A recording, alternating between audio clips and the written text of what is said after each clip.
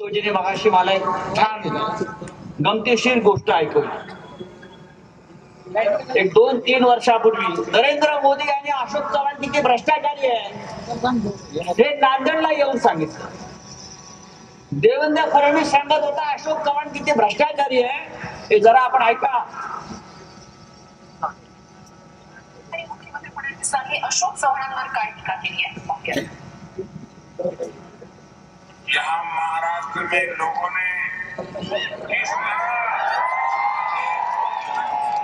तरह की कोशिश की थी, शहीदों के परिवार को दिया था, इससे तो नांदेड़ और पूरा भारत भली भांति परिचित है.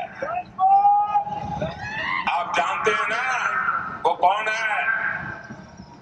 पता है? अशोकराव चव्हाणांना इतके वेळा मंत्री बनवणं, मुख्यमंत्री बनवणं, इतके वेळा